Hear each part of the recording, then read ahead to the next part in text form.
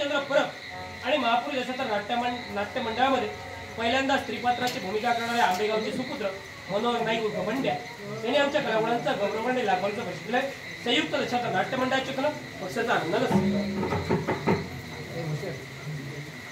स्वागतम. परिचय असेल नक्की आपलाही आम्हाला आहे. अश्व आपण बंदीवान केला अशी आम्हाला वार्ता समजली आणि म्हणून थेट तुमच्यापर्यंत आम्ही अश्वाची मुक्तता करण्यासाठी आलो. अश्वमेध यज्ञ यादवाने केला आणि त्यातल्या त्यात बलराम दादानी म्हणे धाडस केलं अश्व सोडण्याचं. याबद्दल 100 त्यांचं कौतुक. पण तुमच्या घराण्याला मुळातच शाप आहे.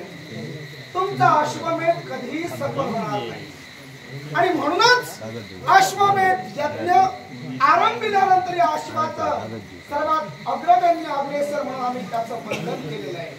तेव्हा त्याची मुक्तता होण्याचा विसर सोडाच आणि चला अश्वमेध इथंच थांबला समजा आणि माघारी चला. कर्ण तुम्ही म्हणतात की यादवांनी अश्वमेध यज्ञ करावा म्हणजे अडथळा निर्माण होणार. यादवांनी अश्वमेध यज्ञ केल्यानंतर अडथळा निर्माण होणार हा विषय जरा दूर राहू द्या. पण तुम्ही आधी अश्व आमचा बंदीवान केला तो कोणत्या अधिकाराने? अधिकार? हा कुठला अधिकार? एकच. अश्वाच्या मस्तकी पत्रिका होती. जो कुणी राज करताय या राजकर्त्यानं त्या अश्वाचं बंधन करावं आणि अन्यथा दाती तृण घेऊन यादवांना शरण यावं. मग तुम्ही जो अश्वबंधन केला तो राजकर्ते म्हणून. मग मी राजा नव्हे का? तुम्ही राजा आहात. अंगराज्य हे कुणाचं आहे? अंगराज्य हे तुमचं आहे. तुम्ही म्हणता जनता म्हणत असेल आम्ही मान्य करणार नाही. आम्ही मान्य करणार नाही अन्यथा तुम्ही राजकर्ते आहात हेच आम्हाला मान्य नाही. लहान तोंडी मोठा घास. सुकुमार वयानं एवढा मोठा घास घेऊ नये. अंगराजाला राज्य बहाल केलं म्हणून तो राजा झाला आणि बहाल केलेला बनावट राजकर्ता म्हणून त्यानं अश्व बंधन करणं हे चुकीचं आहे जर म्हणत असाल तर मी तर म्हणेन तुमच्या यादवांच्या कुळात सर्वप्रथम एक यज्ञ अश्वमेध यज्ञ करण्याचं धाडस प्रत्यक्ष आपल्या आजोबांनी केलेलं होतं. याची कल्पना आहे का आपल्याला? नक्कीच आहे. होय ना? मग ज्या वसुदेवांनी अश्वमेध यज्ञ करण्यासाठी अश्व सोडिला तेव्हा वसुदेव राजा होते का? नाही. मग एका राजकर्ता नसलेल्या वसुदेवांना एक प्रधान पद आहे जे राजकर्त्याच्या हाताखाली असतं. ते प्रधान पद होतं. मग प्रधान पद असणाऱ्या राजकर्ता नसणाऱ्या व्यक्तीला अश्व सोडण्याचा काय अधिकार होता? म्हणजे आमचे आजोबा वसुदेव यांनी त्यावेळी अश्वमेध यज्ञ केला त्यावेळी ते राजकर्ते नव्हते. मग त्यांना कोणता अधिकार? मग ज्यावेळी आमच्या आजोबांनी म्हणजे वसुदेवांनी अश्वमेध यज्ञ केला त्यावेळी त्यांना का नाही कोणी रोखलं? का रोखण्याचा प्रश्नच नाही. तुमच्या घरातीलच सगळी माणसं विरोधात होती तुमच्या. कारण ज्यानं अश्व सोडिला आणि अश्व ज्यानं केवळ शक्ती सामर्थ्यानं अडविण्याचं सोडा पण मात्र चोरून पळवून नेला तो तुमचाच होता आमचा नव्हे. कारण शिशुपाल म्हणजे आपल्या पितृदेवतेचा कोण? आतेचा मुलगा. मग त्याच आतेच्या मुलानं वसुदेवानी सोडलेला अश्व कुणाला नकळत पळवून चोरून नेला होता. त्यामुळे तुमचा अश्वमेध थांबला. यात आम्ही जबाबदार तर नाही. मग जर का त्यावेळी अश्वमेध यज्ञ थांबला असेल मग तो थांबलेला अश्वमेध यज्ञ बलराम दादांना जर का आता पूर्ण करायचं असेल मग तुम्ही का अश्व अडविता? या विश्वाच्या ठिकाणी अभिषेकमचे यस्यांते सर्व जीत तेन चोचते. जो अखिल पृथ्वी जिंकून घेतो त्याच्या मस्तकावर जेव्हा अभिषेक होतो तेव्हाच त्याला सम्राट पदवी मिळते. अश्वमेध यज्ञानं पृथ्वी दिग्विजय होतो. राजश्रिय यज्ञानं सुद्धा पृथ्वी दिग्विजय होतो. अर्थात तुम्ही मला म्हणालात की अंगदेशीचा राजकर्ता हा राज्य बहाल झाल्यानंतर झाला मग त्याला अश्व अडविण्याचा अधिकार नाही. तर बलराम तरी राजकर्ते स्वतःहून कुठं झाले? बलराम म्हणून राजकर्ते राजे द्वारकेचे निर्माण झाले. गोपाळ कृष्णाने निर्माण केलेल्या अस्तित्वावर द्वारकाधीश म्हणून त्यांना राजकर्ता म्हणून बसविलं. स्वतः काय केलं त्यांनी? जी आमची पितृदेवता, अशी काय निर्मिती केली ती तरी ऐकूया. आमची पितृदेवता म्हणजे गोपालकृष्ण यांनी विश्वकर्म्याला आज्ञा करून एका रात्रीत एका स्तंभावर सुवर्णाची द्वारका उभी केली. आणि ही द्वारका, या द्वारकेचे सारे अष्टाधिकार साऱ्या अष्ट मंत्रिमंडळाच्या साक्षीनं ब्राह्मणांच्या मंत्रघोषानं सप्त सिंधूंचं जल बलराम दादांच्या मस्तकी चर्चित करून अभिषेक करून अगदी धर्मशास्त्रानुसार ती द्वारका आमच्या पितृदेवतेनी बलराम दादांच्या स्वाधीन केली. हे सांग, जर ती द्वारका विश्वकर्म्यांनी निर्माण केलेली द्वारका, त्याचे अधिपती जर द्वारकाधीश म्हणून बलराम दादा आपलं नाव मिळवू शकतात, तर अंगदेश हा तर वैयक्तिक मुळात सुयोधनांचा नव्हेच. अंग वंग हे प्रदेश कुणापासून निर्माण झाले याचा खोल अभ्यास करा. कुणाची नावं त्या देशांना पडली ती कळा, जाणून घ्या. आणि त्यानंतर अंगदेशाचं राज्य हे कुणाचं आहे हे ठरवा. आणि त्यानंतर अंगदेशीचा राजा कर्ण झाला म्हणून त्याचा मत्सर न करता कर्णाचा स्वाभिमान करायला शिका. तुम्ही अंग देशाचे राजकर्ते झालात म्हणून आम्ही तुमचा स्वाभिमान करावा, नक्कीच करू. या विश्वाच्या ठिकाणी प्रत्येकाला धर्माच्या ठिकाणी स्वतःचा हातभार लावावा. मग जर का द्वारकाधीश धर्म कार्य करतात, तुम्ही तुमचा हातभार लावा, आम्हाला तुमचा स्वाभिमान आहे. मग मी तर उलट म्हणतोय की मी हातभार माझ्या मित्राला लावतोय. उलट माझा मित्र म्हणजे सुयोधन आपले श्वशुर आहेत. मग आपल्या सासऱ्याच्या कार्याला हातभार तुम्ही पृथ्वी दिग्विजयासाठी आमच्या सोबत लावा. आणि तदनंतर पृथ्वी दिग्विजयाचं राहता राहिलेलं ठिकाण म्हणजे फक्त आणि फक्त द्वारका आहे. मग या द्वारकेवर अधिपत्य युवराज सुयोधनाला मिळवून द्या, म्हणजे कार्य सफल झाल्याचा भास होईल. द्वारकेच्या ठिकाणी अधिपत्य बलराम दादांशिवाय कुणी मिळवू शकत नाही. एका दगडात दोन पक्षी मारण्याचा विचार माझा होता. कारण पृथ्वी दिग्विजयात राहिलेली द्वारका, या द्वारकेवर विजय संपादन करून ती द्वारका सुद्धा युवराज सुयोधनाला द्यायची होती. वा वा अंगराज कर्ण, समर्पित करायची होती. वा वा अंगराज कर्ण. म्हणजे अश्व हा फक्त निमित्त साधू. निश्चितच या विश्वाच्या ठिकाणी द्वारकेवर विजय तुम्हाला मिळवायचा आहे. छान जाणून घेतला आणि तो विजय संपादन केल्याशिवाय कर्ण राहणार नाही. मग अंगराज कर्ण एक गोष्ट लक्षात ठेवा, अश्वाची मुक्तता मी करीनच करीन, पण या द्वारकेवर तुमची सावट सुद्धा पडणार नाही. देवाजीच्या द्वारापुढे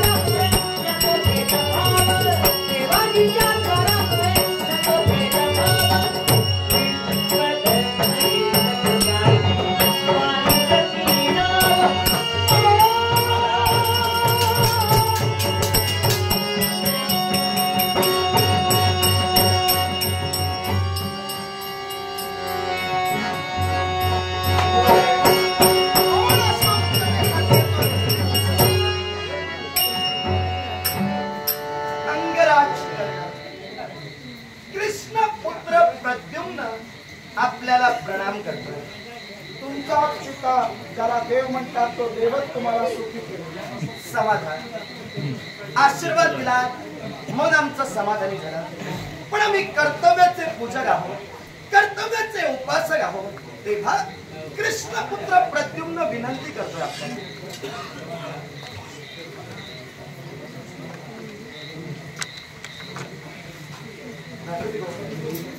मंगेश पाटील नागेश्वरी यांनी माझ्याकडे पण तेवढं प्रश्न लाखोनापासून मंगेश पाटील यांचे अत्यंत आभार. त्याचप्रमाणे मनोज परब या नाट्यप्रेमी शकुनीची भूमिका करणारे या गावचे सुपुत्र महादेव शेळके यांच्या कलाकारांचा लाखोनापासून आहे. महादेव शेळके यांच्या वतीनं नाट्यप्रेमींचे आभार मानतोय.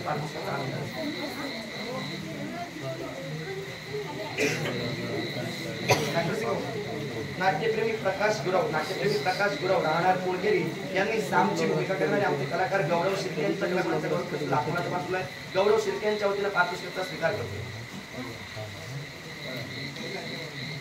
त्याचप्रमाणे सुनील परब राहणार कोळगेरी यांनी पखवाचा भाविका खानोलकर यांच्या कलाकारांचा गौरव करण्याचे लाखोनापासून अत्यंत आहे. अंगराज कर्तव्याचा पूजक असल्या कारणानं मी विनंती करतोय आपल्याला, यादवांनी धर्म कार्याला सुरुवात केली. अर्थात आमच्या अश्वमेध यज्ञाचा यज्ञेश्वर हस्तिनापुराच्या वीरांनी बंधन केलं असं आम्हाला समजलं. पृथ्वी दिग्विजय सुरू आहे. पृथ्वी दिग्विजयात द्वारका सुद्धा काबीज करण्याचा विचार झाला आणि त्याच निमित्तानं एक संधी चालून आली, ती म्हणजे आपल्या अश्वाची. आता जर का अश्वबंदिवान झाला तर तुम्ही समस्त यादववीर लढायला येणार. या यादवावर खऱ्या अर्थानं विजय संपादित होऊन राजे धृतराष्ट्र यांना खऱ्या अर्थानं पृथ्वीच्या दिग्विजयाचे अधिकारी आम्हाला बनविण्याचा विचार ठरला. म्हणून अश्व आपला बंधन झालेला आहे. काय म्हणायचं? विनंतीपूर्वक मी आपल्याला सूचित करू इच्छितो, जो आमचा यज्ञाश्व तुम्ही बंदिवान केला त्या यज्ञाश्वाची आम्हाला नितांत गरज आहे. तेव्हा यज्ञाश्वाची मुक्तता करून या आमच्या धर्मकार्यात आम्हाला सहकार्य तरी करा. न पेक्षा तुम्ही तुमच्या मनाची सूड भावना, तुमच्या मनाचा खऱ्या अर्थानं मनाचं शैल्य आणि तुमच्या मनाची धोरणं तुम्ही मला कथित केलात, त्यानुसार युद्ध तरी करा. आम्ही आमच्या पराक्रमाची बाजी तुमच्या समोर लावू आणि आमच्या यज्ञाश्वाची मुक्त. या उलट तुम्ही विचार करा, पृथ्वी दिग्विजयाच्या या विजयाच्या वाट्यात जर का द्वारका राहिली जाते, मग द्वारकेच्या समस्त यादवांनी धृतराष्ट्र राजकर्त्यांच्या चरणाशी लोटांगण घ्या आणि द्वारकेवर विजय केवळ आमचा आहे संपादित आम्हाला करून द्या. तुम्ही माघार घ्या, 2 पावलं तुम्ही मागे चला. केव्हाही शक्य नाही. मुळातच आमचा मार्ग जो आम्ही आखलेला आहे त्या आमच्या मार्गापासून आम्ही कधी अनभिन्न होणार नाही. तुम्ही अनभिन्न व्हा असं माझं मत मुळीच नाही, पण सामंजस्याचा भाग म्हणून मी आपल्याला विनंती केली. जर समजा आमचा यज्ञाश्व तुम्ही बंदिवान केला, तो मुक्त करत नसाल तर नाही राजानं मला तुम्हाला प्रतिकार करावा लागेल आणि यज्ञाश्व माझी नाही. कारण तुझा मामा म्हणजे रुक्मी याच्यावर सुद्धा विजय आमचा संपादित झालेला आहे. कुंडीरपुरावर आमचा अधिराज्य मिळविलं आहे आणि तो तुझा मामा आता आमच्या सोबत युद्धात लढतोय. तेव्हा मामा आमच्या सोबत आला, भाचा आला तर आणखी चांगली गंमत येईल. तेव्हा भाच्यानं विचार करावा की केवळ अंगराजकारणाच्या शब्दाचा सन्मान करावा की न करावा. मामा आला म्हणून भाच्यानं यावं असं त्याचा अर्थ होत नाही. कारण मामा तुमच्या बाजूला लढतोय पण भाचा उलट दिशेनं लढतोय, याच्यामुळे अशी कारण आहे. आणि ते कारण कोणतं? आमचे आप्त इष्ट सगळे सोयरेच आहेत. या आप्त इष्ट सगळ्या सोयऱ्यातून या मामाला आम्ही वगळलेलं आहे. तेव्हा मामा कुणाच्याही बाजूने लढू दे, आम्हाला काही फरक पडत नाही. आमचं जे उद्दिष्ट आहे त्या उद्दिष्टाला आम्ही चालणार. मग निदान मामासाठी नको पण स्वतःच्या सासऱ्यासाठी तरी लढ म्हणजे झालं. नाहीतरी रुक्मिणीवर सुद्धा आमची हुकूमत झालेली आहे. अर्थात रुक्मिणीची कन्या रुक्मवती हिच्यासोबत तू विवाह केलेला आहेस. मग आता त्यासाठी नको, या नात्यानं तरी आमच्या सोबत आलास तरी चालेल.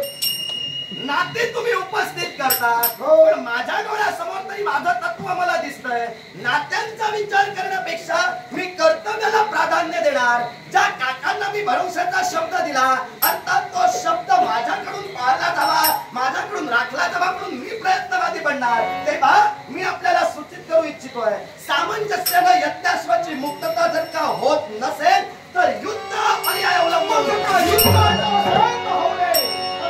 तुझी संगती नाही का मामाची, ही सुंदरा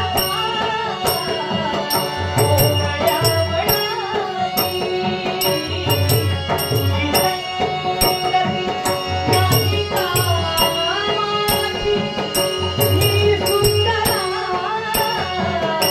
कोवळ्या वनाची.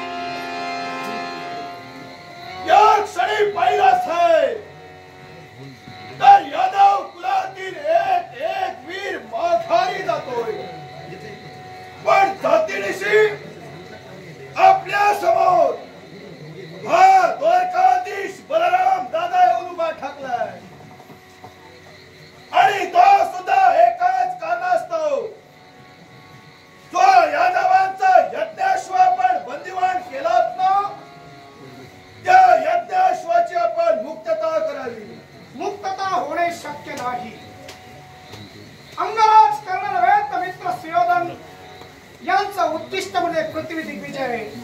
आणि या पृथ्वी दिग्विजयात जर का द्वारका वगळली जाते तर आम्ही कसं सहन करणार? अनोयसे का होईना अश्व आमच्या समोर आला आणि अश्वाचं आम्ही बंधन केलंय.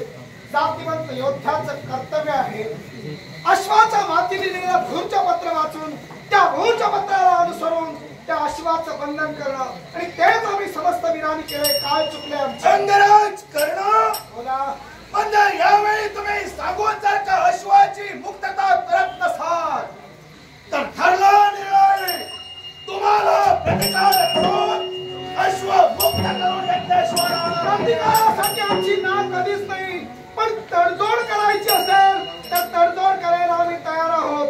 आमचा अश्व सुपूर्द करून पण पृथ्वी दिग्विजय म्हणून जर का आपले किरीट जर का आमच्या धृतराष्ट्रात त्याच्या चरणी ठेवायला द्याल तर अंगराज कर्ण हे आपल्या मुखातून बाहेर पडणारे शब्द कदापि सत्यात करणार करू शकत नाही.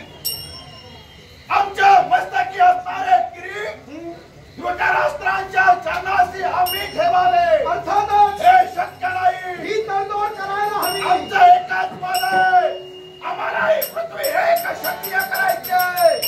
एका राजकर्त्याच्या अंगी साऱ्या राजकर्त्यांना आम्हाला ठेवायचं. हे द्वारकाधीश स्वतःच्या अस्तित्वासाठी नव्हे तर यादवांच्या अस्तित्वासाठी एवढी तडजोड तुम्हाला करायला येत नाही. जीवनात किती तुम्ही तडजोड केलात. आपली पत्नी म्हणजे या युगातील नव्हे हे सांप्रत द्वापार युग सुरू आहे. कृतयुगात माणूस जन्माला आला त्याची उंची 21 ताल होती. त्यानंतर त्रेतायुगात जो माणूस जन्माला आला त्याची उंची 14 ताल होती. आणि सांप्रत द्वापार युगात जन्माला आलेलो आम्ही आमची उंची 7 ताल आहे. कृतयुगात जन्माला आलेली पत्नी रेवती आपली ही रेवती 21 ताल उंचीची म्हणजे तुमच्या उंचीपेक्षा तिप्पट उंचीची. ती तिप्पट उंच असणारी बायको म्हणून करून तडजोड आयुष्याची करतात. मग यादवांच्या आयुष्यासाठी आमच्या हाती हात मिळवला तर तडजोड काय केली? पण अंगराज सम्राटच्या क्षणी जो उद्देश आम्ही आमच्या नेत्रासमोर धरला आहे ना तो उद्देशात आम्हाला पूर्ण करायचा. तडजोड संसारात बायको उंची अधिक असलेली तिच्याशी तडजोड केला. पण जेव्हा यादवांच्या सौख्यासाठी यादवांच्या जीविकासाठी जर तडजोड करू शकत असाल खांद्यावरी कावडी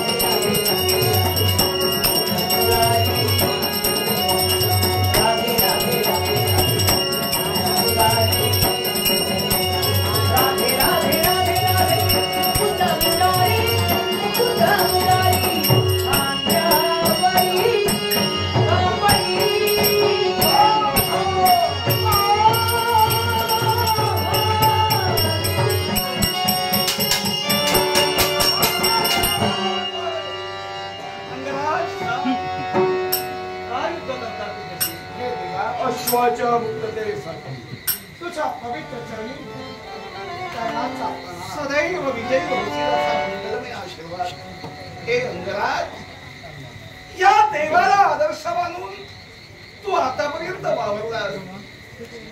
अश्वाला बंधन केलं म्हणून दादांचं द्वंद्व झालं. पण अश्वाला का बंधन केलं याचं कारण तुझ्या स्वमुखानं दादांना कथित कर. द्वारकाधीश बोला. तुमच्या अश्वाचं आम्ही बंधन केलं याला कारण आहे. कारण तुमच्या द्वारकेला अगोदरच अश्वमेध यज्ञ करण्यासाठी अडथळे होतेच आणि त्याप्रमाणे या सुद्धा अश्वमेधाला अडथळाच होता. वेळोवेळी माझ्या देवानं तुम्हाला कदाचित सूचितही केलं असेल की अश्वमेध यज्ञ करू नका, पण तुम्ही काही ऐकला नाही होय ना? अंगराज, जो आम्ही अश्वमेध आरंभिला त्या आमच्या अश्वमेधाला आपण म्हणतात अडथळा होता, पण तो अडथळा कोणत्या रीतीनं हे आम्हाला जाणून घ्यायचं. तुमचा अश्वमेध अर्थात माझ्या देवाचा अश्वमेध. देवाचं कार्य म्हणजे माझ्या देवाचं म्हणजे दैविक कार्य, आणि दैविक कार्याला जर का बाधा आली असेल तर तो कलंक दैवी तत्वाला म्हणजे माझ्या गोपालकृष्ण माऊलीला लागणार. आणि तो कोणत्या रीतीनं? आपल्या अश्वाचं आपण निरीक्षण केलं होतं का? आपला अश्व अपंग आहे, त्या अश्वाचा कर्ण फाटलेला आहे, त्या कानाला इजा झालेली आहे. अर्थात अपंग असा अश्व अश्वमेध यज्ञासाठी चालत नाही. असं असताना सुद्धा इतरत्र कुठल्याही गोष्टीचा विचार न करता तो अश्वमेधासाठी आपण वापरला आणि अश्वमेधासाठी त्याचं पूजन करून आपण सोडिलात.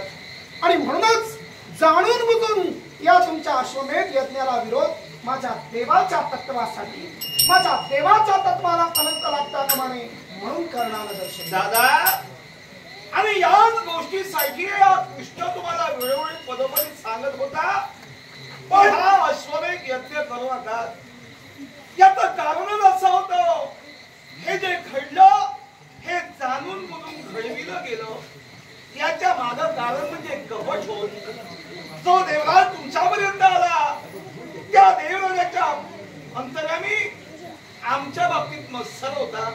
कारण जेव्हा करंगुळीवर गोवर्धन पर्वत मी उचलून घेतला, त्याच्या अगोदर इंद्रपूजा तिथं होत होती, पण त्यानंतर इंद्रपूजा बंद झाली आणि गोवर्धन पूजा सुरुवात झाली.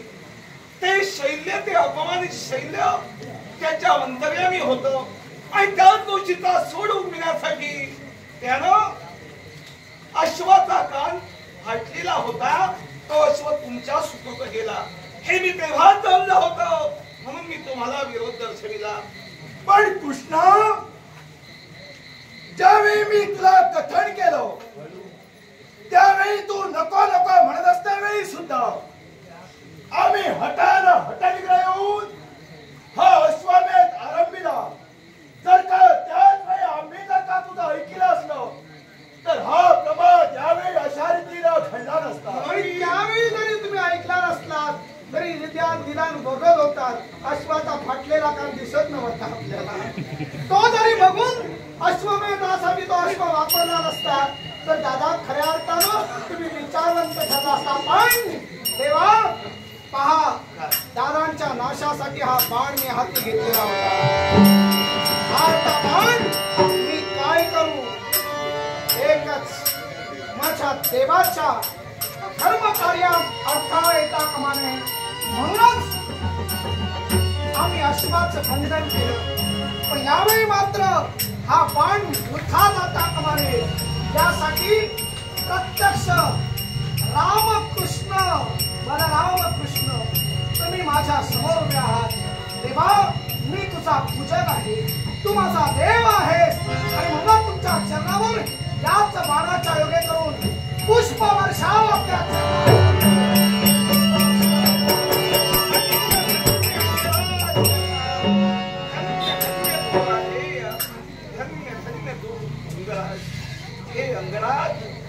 या पुष्प वर्षावाला देव संतुष्ट झाला, मन तृप्त झाला.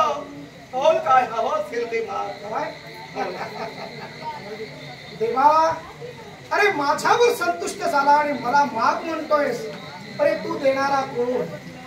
हा तुझ्या समोर उभा आहे तो या विश्वात ओळखला जाणारा दानशूर होय. अर्थात तू मागावं आणि मी द्यावं. तेव्हा तू मला मागायला सांगू नकोस. हवं ते तू माग, तुला देण्यासाठी करणं तयार. अंगराज, तुझ्या मुखातून निघणारे शब्द हे वज्रलेप आहे. तू दानशूर आहे. अर्थात या देवाला तू मागायला सांगतोय. माझं मागणं एकच आहे तुझ्यापाशी. आतापर्यंत पृथ्वी दिग्गजात जिंकलेले राजकिरीट, ज्या ज्या राजकर्त्यांचे तू जिंकले ते राजकिरीट प्रत्येक राजेश्वराला बहाल कर. हे एवढंच मागणं माझं. देवा अरे एवढ्याशा थोडक्या गोष्टीत मी समाधान बाळगून समस्त भारतवर्षातील राजकर्त्यांचे राजकीय राजे धृतराष्ट्रांच्या चरणावर घेऊन ठेवले ते सगळे पुन्हा गोळा करून ज्यांचे होते त्यांना देऊन मग मी संपूर्ण दिग्विजय करण्यासाठी तयार झालो हा माझा दिग्विजय पूर्ण झाला की नाही अरे ज्या जिथं बलराम दादांवर जय प्राप्त केला तिथंच तुझा दिग्विजय पूर्ण झालाय तिथंच तुझा दिग्विजय पूर्ण झालाय गोपाल कृष्ण बस देवा कर्णाचा दिग्विजय पूर्ण झाला याच शब्दाने अंगावर मुठबस मांस आलं अमृताच्या माशावर सरी बरसल्या आणि अखेर हस्तिनापूरच्या साम्राज्यात कर्णानं पृथ्वी दिग्विजय केला हेच पडसाद म्हणतील आणि सर्वांच्या मुखात माझी वाहवा होईल वाहवा होण्यासाठी कर्ण भुकेलेलाच आहे तेव्हा देवा सर्व किरीट तुझ्या शब्दानुसार राजा धृतराष्ट्रांच्या चरणामध्ये समस्त राजकर्त्यांना त्यांच्यापर्यंत सुपूर्द करेल त्यांच्या